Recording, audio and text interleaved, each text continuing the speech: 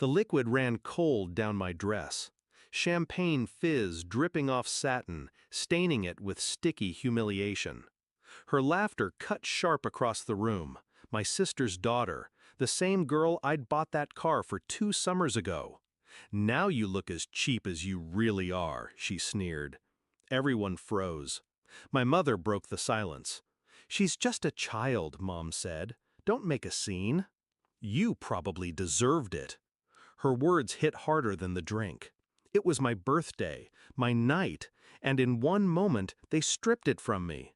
I didn't argue, I didn't shout, I smiled. Because if there's one thing they never understood about me, it's that silence is not surrender. It's calculation. It wasn't always like this. When my sister had her daughter, I was the first to hold her. I cried harder than my sister did. I swore I'd protect her, love her, guide her. And I did. I spoiled her, paid for her first trip abroad, bought her first car, covered her tuition when my sister forgot to send the payment. I wasn't just the aunt, I was the second mother, the reliable one, the invisible one.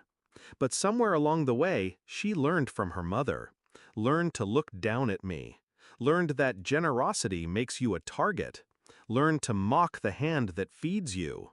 And when my own mother joined in, chose them over me, I felt the last thread snap. I didn't go home that night angry. I went home awake.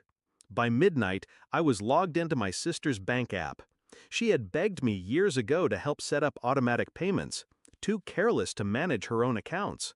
She never changed the passwords. I clicked once.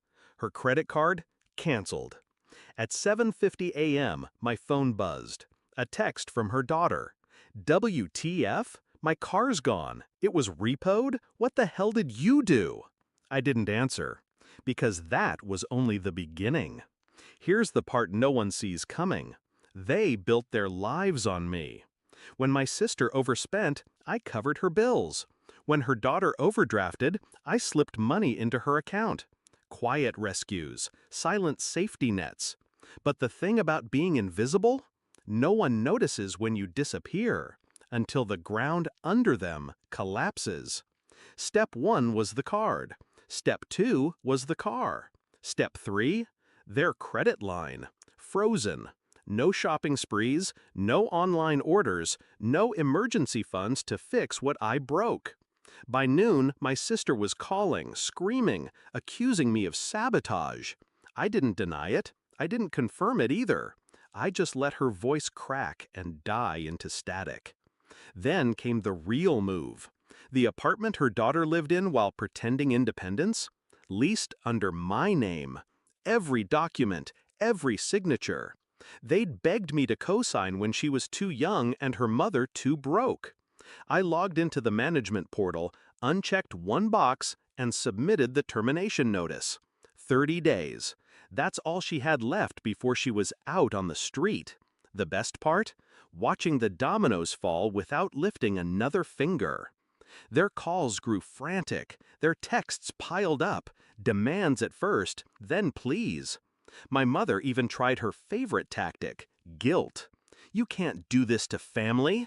But family did this to me, for years. That night at the party was just the first time they stopped pretending. The confrontation came a week later. My sister stormed into my office, wild-eyed, dragging her daughter behind her. "You've ruined us," she spat. "How could you be so heartless?" I looked at them both, expensive clothes bought with my money, entitlement dripping off them like perfume, and I felt nothing but clarity. I leaned back, calm, deliberate. "You ruined yourselves. I just stopped cleaning up the mess." Her daughter's face twisted. "You're jealous. You always have been. That's why you're doing this." I smiled. That same smile from my birthday. Jealousy? No.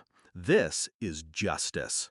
For every time you spat on my kindness, for every bill I paid that you bragged she covered, for every insult you both hid behind laughter, they stood there stunned. For once, I wasn't the invisible one.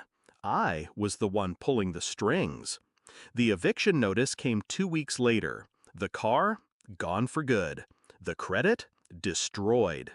My mother called again, begging me to show mercy. I didn't, because mercy is wasted on those who confuse it for weakness. Do I regret it? Not for a second. Revenge isn't about anger, it's about balance. And balance means letting them feel the weight I carried for years. They called me cheap, they made me small, they laughed at me on my birthday. But now, they wake up every morning surrounded by consequences I designed. And every time they reach for the life they once had, they find nothing. Because I took it back. All of it.